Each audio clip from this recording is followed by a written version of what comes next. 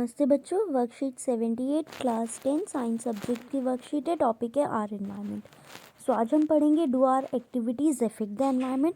क्या हमारी activities environment को अफेक्ट करती हैं? सो लेट्स सी, हम क्या है, इंटीग्रल पार्ट है एनवायरनमेंट का। इंटीग्रल पार्ट है एनवायरनमेंट का। हमारी एक्टिविटीज़ एनवायरनमेंट को अफेक्ट करती हैं और एनवायरनमेंट की एक्टिविटीज़ हमें अफेक्ट करेंगी। जैसे अगर हम पॉल्यूशन करते हैं तो वो क्या होता है, पॉल्यूशन करते हैं तो वो हमें हार्म करता है। ऐसे ही डिफॉरेस्टेशन होता है तो कार्बन डाइऑक्साइड बढ़ती है, ग्लोबल वार्मिंग बढ़ता है। सो अब हम देखेंगे दो इम्पॉर्टेंट एनवायरमेंटल प्रॉब्लम। तो पहला है depletion of the ozone layer, दूसरा है वेस्ट डिस्पोजल। तो मोस्टली इस वर्कशीट में हम पढ़ेंगे depletion of the ozone layer. तो देखो, आपकी जो ओजोन लेयर होती है ये प्रोटेक्टिव लेयर है, राइट। ये जो सन में यूवी रेज होती है ना, उनको प्रोटेक्ट करती है, उनको अर्थ पे आने नहीं देती। अगर यूवी रेज हमारी अर्थ पर आती हैं तो वो हमें स्किन कैंसर और there are many health problem that they cause. ठीक है। ओजोन लेयर प्रेजेंट कहाँ होती है? एटमॉस्फेयर के ऊपर वाले हिस्से में, मतलब स्ट्रेटोस्फेयर में प्रेजेंट होती है।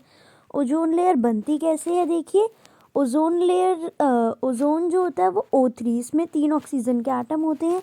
ये बनेगी कैसे? जो ऑक्सीजन होता है ना, जब ऑक्सीजन पे सन की रेस पड़ेंगी, सन की रेस पड़ती हैं तो वो oxygen O2 molecule oxygen atom में ब्रेक डाउन हो जाता है।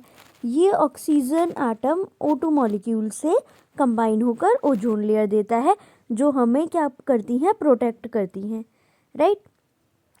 सो नेक्स्ट है हमारा depletion of the ozone layer. जैसे क्या होता है कि हमारी रेफ्रिजरेटर, एसीज वगैरह से क्लोरोफ्लोरोकार्बन्स निकलते हैं।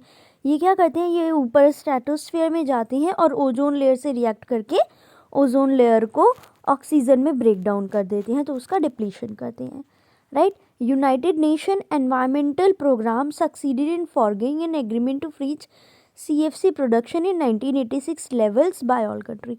सो ये जो प्रोग्राम था, इसने क्या बोला कि इसने बोला कि जो CFC होती है, क्लोरोफ्लोरोकार्बन का प्रोडक्शन हम रेफ्रिजरेटर में नहीं करेंगे। आई मीन इसके प्रोडक्शन को रिड्यूस किया जाएगा। सो इसने मैंडेटरी किया सभी कंपनीज को कि CFC फ्री रेफ्रिजरेटर बनाएंगी। अब हम प्रैक्टिस क्वेश्चन देखते हैं।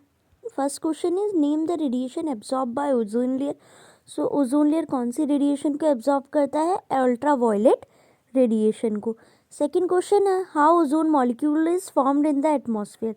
देखो कैसे फॉर्म होता है। जो ऑक्सीजन गैस होती है, राइट, वो ब्रेक होती है किसमें? ऑक्सीजन एटम में, राइट। ये ऑक्सीजन एटम है, ये ऑक्सीजन गैस से कंबाइन होते हैं और ओजोन मॉलिक्यूल फॉर्म करते हैं। नेक्स्ट है what is your Kyoto protocol the okay. So Kyoto protocol क्या होता है? कयाटो प्रोटोकॉल एक प्लान है जो यूनाइटेड नेशन ने क्रिएट करा था।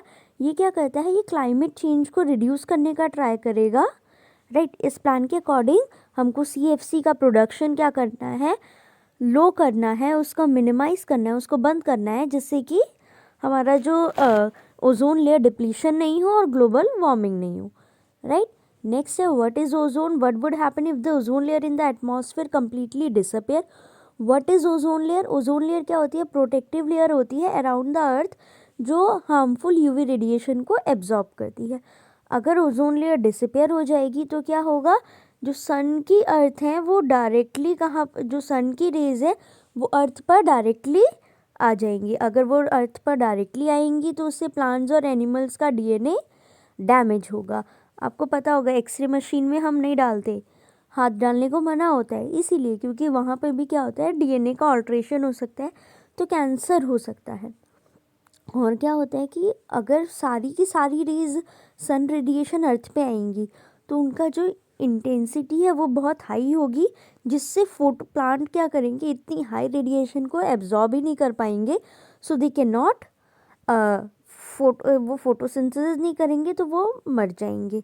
अगर प्लांट नहीं होंगे तो फूड चेन भी नहीं होगी। Ultimately we are not able to survive. So इसी के साथ ही वर्कशीट कंप्लीट होती है। Will meet in the next video. Thank you.